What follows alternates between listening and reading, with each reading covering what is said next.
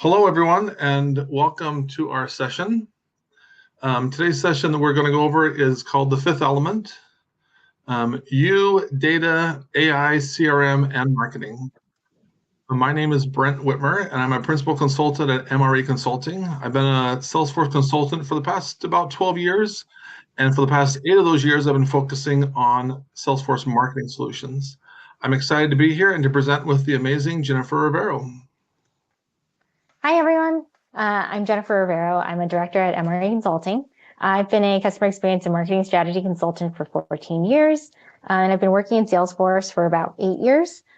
I've really enjoyed seeing how marketing has evolved with the power of technology to be more data-driven, more personalized, and even more creative. And today, I'm looking forward to talking about data and AI. Great. And if we have a few minutes into the session, go ahead and throw questions to us in the chat, and we can be able to answer those along the way or at the end. But we're going to go ahead and get started. But before we get started, we want to thank our incredible sponsors at the event here. So I want to thank Circonte, Salesforce, Stencil, The Spot, and Story Lane. Without these companies, this event would not be possible. So our agenda for this session is outlined here on the slide. The first thing we're going to talk about is how you are the fifth element and what that means. Then we're going to go into data and data cloud. We're going to talk a little bit about AI and Agentforce. And then at the end, we'll wrap up with planning for the future and the key takeaways. So some of you may remember or can see the images here on the screen, the movie that came out called The Fifth Element. It debuted in 1997, so a couple years ago.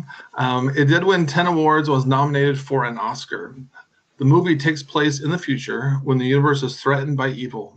The only hope for mankind is the fifth element, which comes to Earth every 5,000 years to protect humans with the stones of the four elements. Now, in the movie, of course, there's a host of characters that are required to save the fifth element and protect the world while evil forces are trying to destroy it. So I want to comment about this because I'm a diehard fan of this movie. And I think it's a perfect analogy. Brent's sending him a perfect analogy for what we want to talk about today. So even centuries into the future, and I think this movie is set in 2300, so just a few hundred years away, with all the technology that's available then, the fifth element still ends up being a person. So it still goes back to you as a person. And then for a movie perspective, if we look at the visual effects, it's visually interesting because the movie itself is grounded in reality with a lot of miniatures and practical effects. And to me, that kind of represents how you as a person need to ground your strategy in reality. Sorry, go ahead, Brent. I just wanted to geek out about the movie. The movie is a great analogy for us, and we want to take that analogy and bring it to that you are the fifth element. You are the hero of your story. You are the one who can bring all the elements together, and we're going to call those elements data, AI, CRM, and marketing to save your company. Now, fortunately for us, there's no evil mercenaries out to stop us or to kill us. But at times it can feel like there's so much going on in our day-to-day jobs that it's hard to know what to focus on or what's the most important thing. So in our session today, we're going to focus on two of the main elements, data and AI, and how in this changing marketing landscape, we're going to give you some ideas, hopefully they can help you succeed. So as I said, you are the fifth element.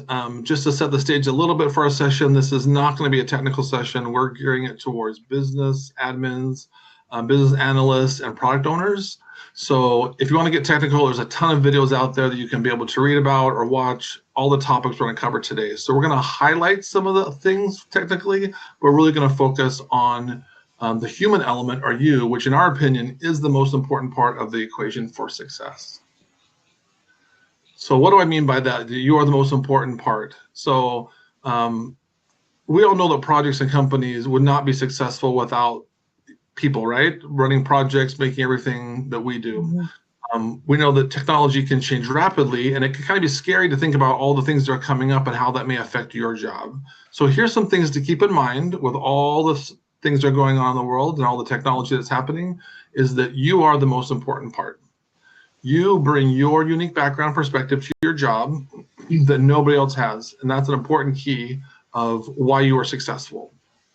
Also, you are the one who can get to your company's data. Now, this is going to come up a little bit later in a future slide about data and how important it is, but just keep in mind that you have control over that. And you can know your company's data. Remember that AI can't replace you. It's here to help you, but it can't replace you, and that you are the one who can bring all 4 elements together for success. So with that in mind, let's go ahead and dive into the first we want to talk about. Now, it might seem like we're talking about the end at the beginning, which we kind of are here, but is what do you want to accomplish? Thinking about the end in mind at the beginning. So the first thing that I want to think about, or that I try to think about in my job, are what are our top use cases? What are we trying to accomplish? And then once I know those use cases, it comes down to what data do I need to support those use cases? What do I need to know? What do I need to gather together to be able to make that successful? Is that data reliable? Is it available to me? How many sources of data are there? Another good question is, how often do you need to refresh it? Do we need to get new data every hour, every day, every week to be able to have accurate data for those use cases? And a couple last questions is it structured or unstructured?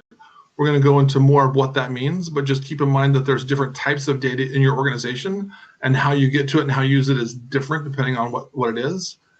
And the last thing is looking at the systems you have in place today that you can use to accelerate, enhance, or transform what you're trying to accomplish. We are not going to be advocating for technology today just for technology's sake, right? We're not saying everyone should go out and get data cloud and AI or Agentforce. It is looking at what do you have today, and does it make sense, or what do we look to the future to bring in to accomplish those use cases that we've talked about? So with that in mind, I'm going to turn over to Jennifer, and she's going to talk about more about data and data cloud.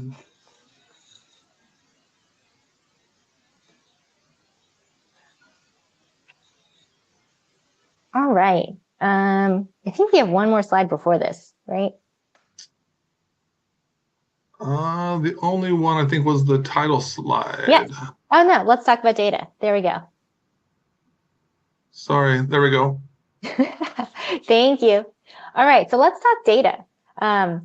Every company has a ton of data, and today the problem isn't not having enough data, it's having too much data, and it being too difficult to figure out what data is good, relevant, reliable, and ultimately usable in what you want to do. As Brent said, there are 2 types of data out there: structured, which makes a lot of sense. It's really data that you can store in tables like an Excel table or a SQL table, or unstructured data. And really, there's an estimate of that unstructured data makes up 90% of data for most companies. That makes a lot of sense because unstructured data includes things like images, videos, meeting recordings like the ones that are going to be available after this conference, PowerPoint presentations, PDFs.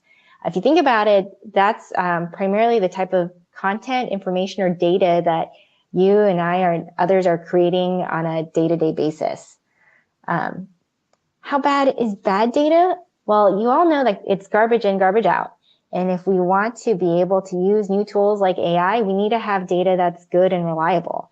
But the truth of the matter is that 94% of businesses say that their data is inaccurate or unreliable.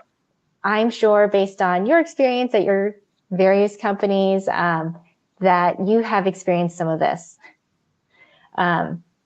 And then some other pieces of information, right? 18% of all telephone numbers change. Now, as a marketer, this kind of like hurts me to the core, seeing this, because that means my SMS program is probably not as great as I believe it is.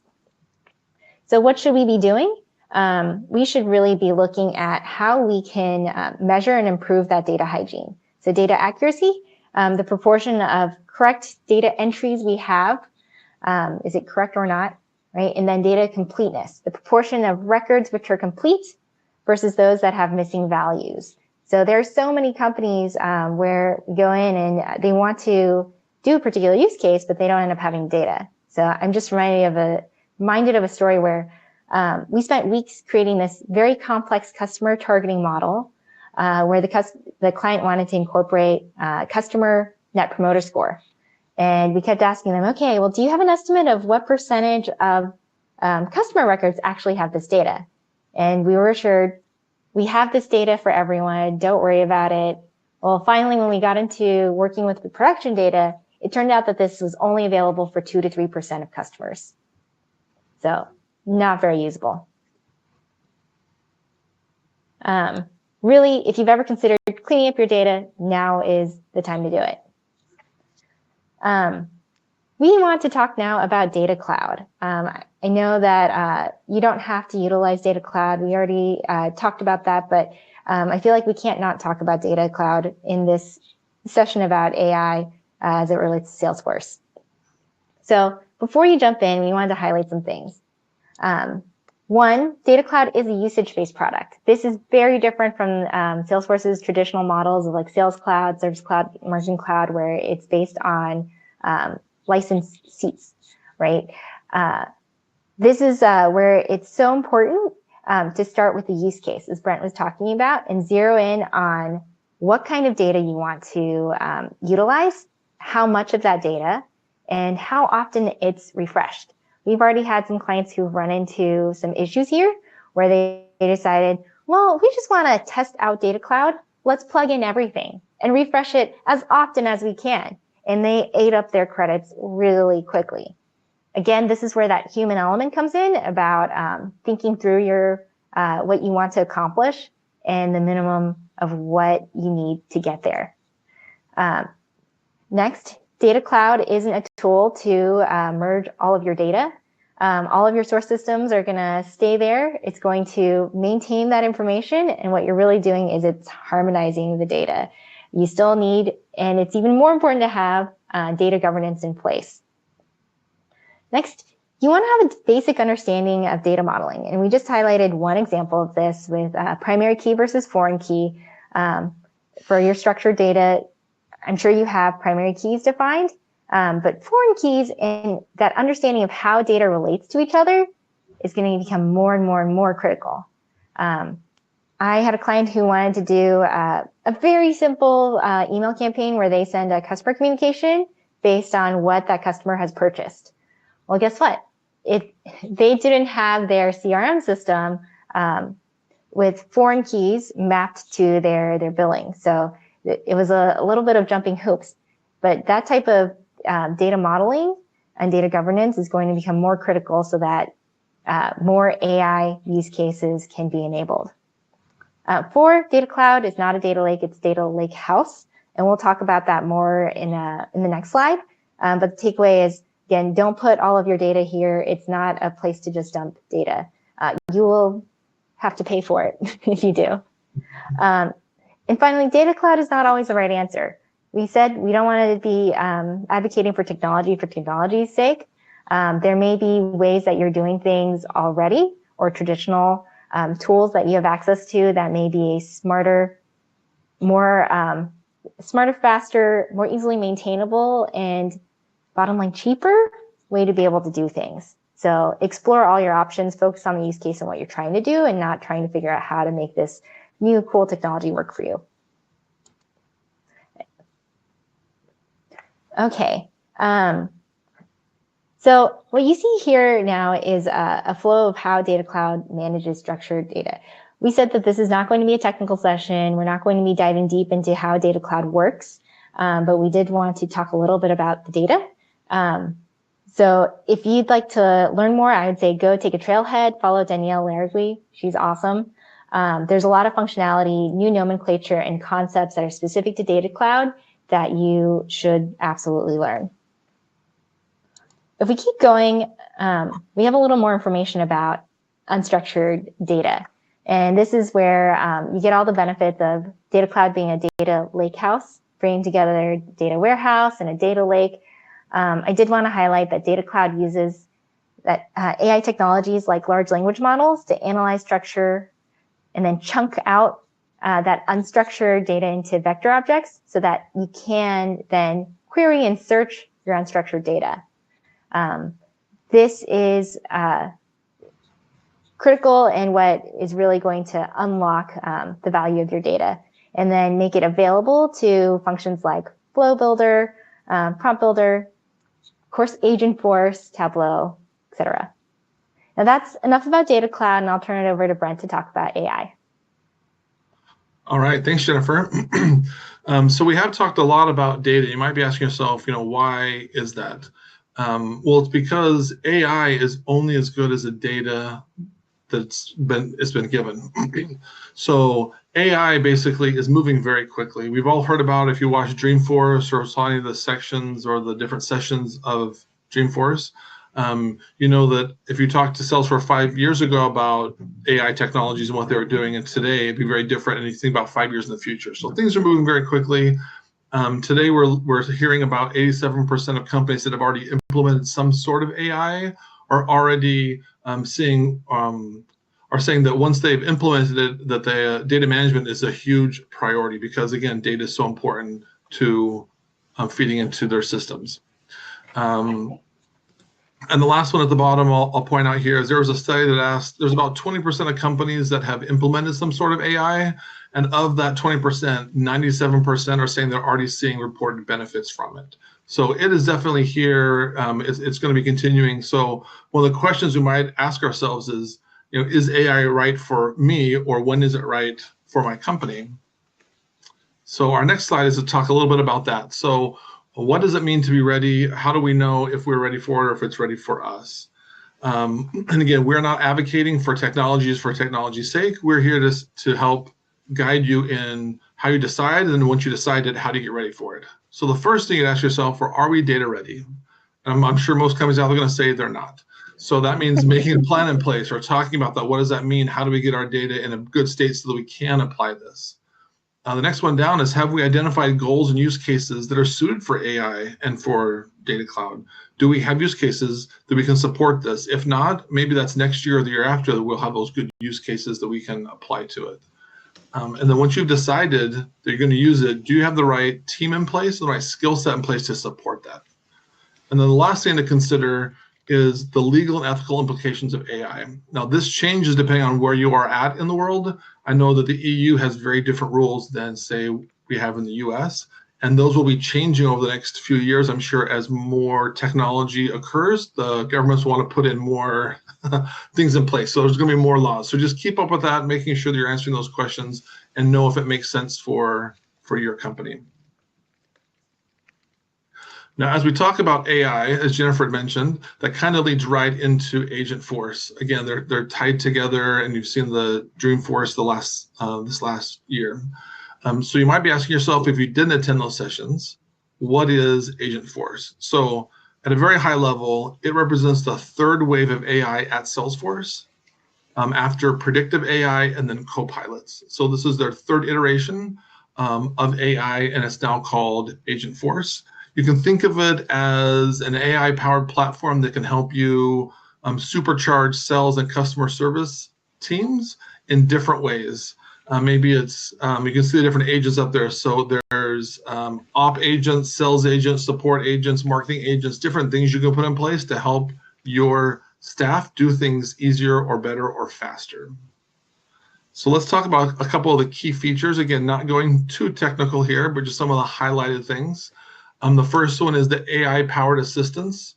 That's where you can, have AI agents handle a lot of repetitive or time-consuming tasks and let your staff do the more important things, the more complicated items.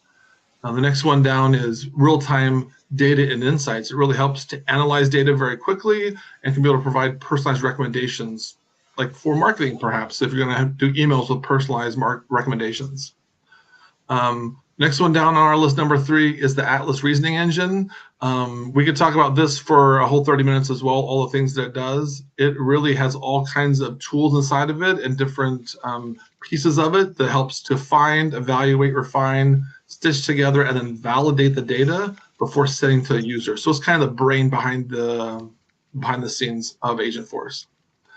Low code customization, number 4. You can easily create agents for very low code or no code, depending on how you're setting things up and what you're wanting to do. Again, getting into technical details is another session, but just very low code customizations. And the last item here is it integrates with your existing Salesforce tools. So you're already using Sales Cloud, Service Cloud, other things that's going to integrate really easily with those and work seamlessly with them. Okay. I just mentioned the Atlas Reasoning Engine. Again, this could be a whole 30-minute talk or session here about that, going into all the details of it. Just know that there's a lot built into it for like that brain I was talking about, of how it can retrieve information, plan, refine, evaluate, and really make sure that what's happening is coming from all that data that you have and producing the right action. And the last item here we're going to talk about for AI is bringing those two things together. So keep in mind, as we're trying to do this whole session, bring it back to you, the human elements in all of the things that are happening is that you can help define whatever agents are created at your company. You bring that human element. You're going to decide what those agents should do, what role they have, what data they can access, what capabilities they have. And a really important one is number 4 on this list, the guardrails. So part of Agent Force is the ability to set what it can and can't do to make sure that it's not going outside the boundaries. And if it hits those limits, it passes it on to a human agent so that it's not processing outside of the boundaries that you've set up for it. So all those things are just really good things to remember, that you will be influencing all those things. So learning about it, understanding it, will just help guide you to have the best solution for your company once this is an option for you.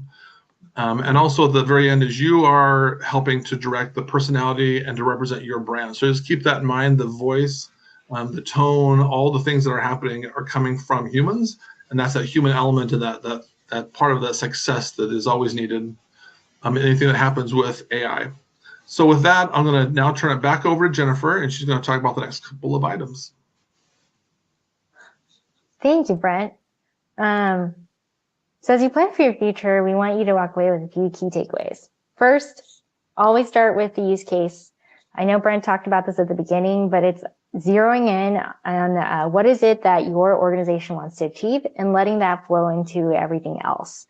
A good BA starts with the requirements, right? They don't start with the technology, even if a technology is a consideration. And we'll brainstorm some of the use cases after the slide. Next, know your own perspective. I know the whole theme of the 5th element, and I hope you guys are also fans of the movie. I know that we didn't have an orange wig. I really did think about it. But it's about you leveraging your knowledge of your organizational goals and your department priorities, the people and the stakeholders. Anytime you're trying to accomplish anything big in your organization, you know it's so much about getting the right people, right groups, and the right cadence out there. It's also leveraging your knowledge of Salesforce's capabilities and pricing model. I know I talked about it a bit with Data Cloud, but you absolutely do need to start with that so you can understand what your total cost of ownership is going to be and the maintainability of the solution that you're trying to build. Next, get comfortable with data. I've met a lot of business analysts who skew more on the business side of things, and that is absolutely a superpower. But I'd say you want to build stronger skills in data and logic. Data will power the future. It's already powering the present. So the more comfortable you get with it, the better you can set yourself up for success. Finally, know the technology and the resources that are available. We did highlight some of the key sexy tools that we think that Salesforce is talking about today, whether that's Data Cloud, AI, Agent Force, Atlas Reasoning Engine. But it's not technology for technology's sake. It's, again, going all the way back to your use case.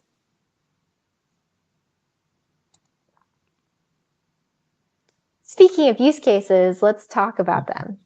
We only have a few minutes here. So rather than reading off each of these use cases, let me actually ask Brent, is there one that you would highlight based on your experience working with clients?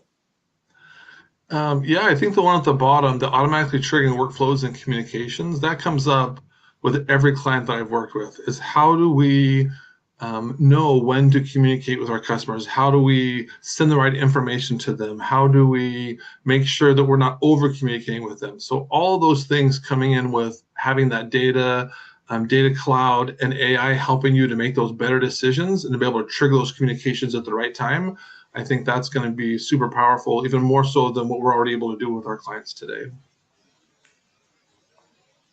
Awesome, thank you. And actually, I meant to remind folks, a few minutes left. If you have any questions, please drop them in the chat. And I'm so happy, Anthony, that you're a big fan of the movie.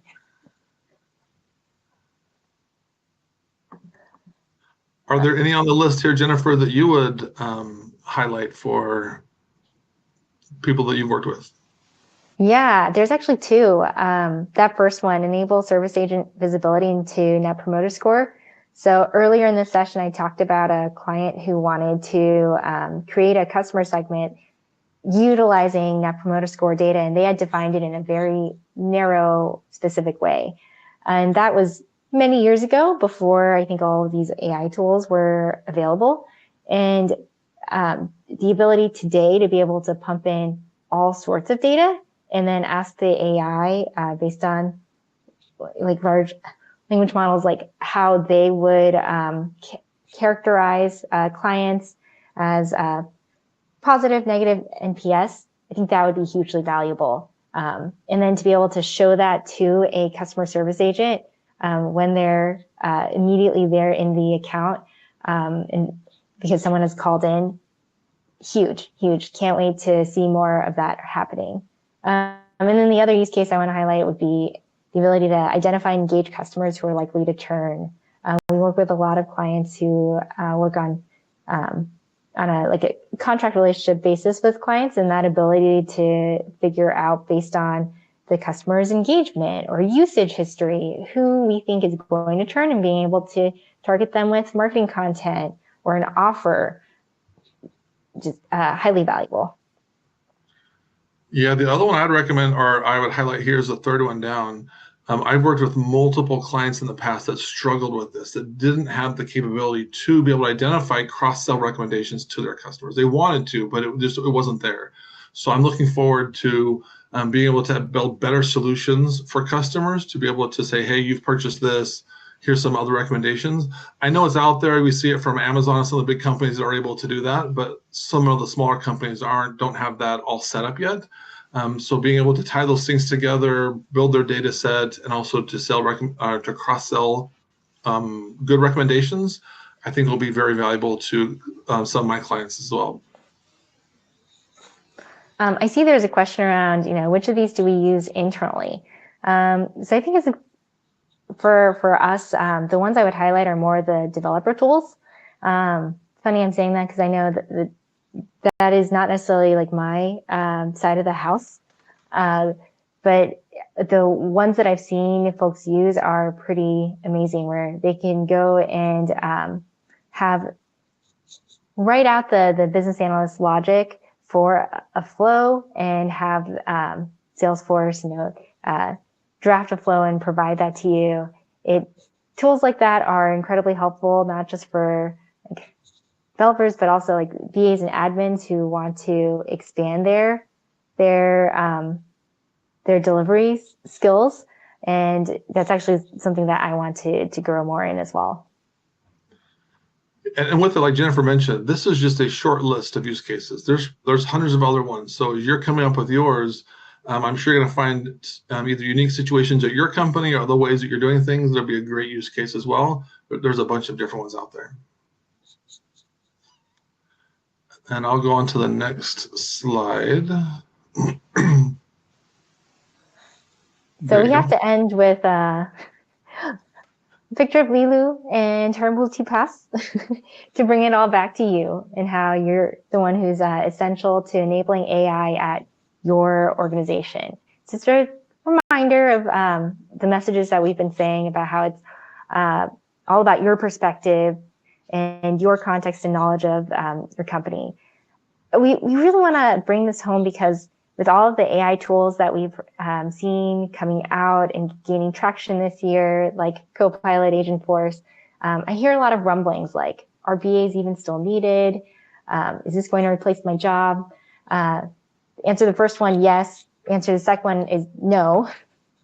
And it's about highlighting those human elements that only you can bring and how it is critical for AI. So, as you said, only you can identify what is the most valuable use case, helping create that benefits case for your company of the costs and benefits, the maintainability of that solution, and also how AI can be used responsibly.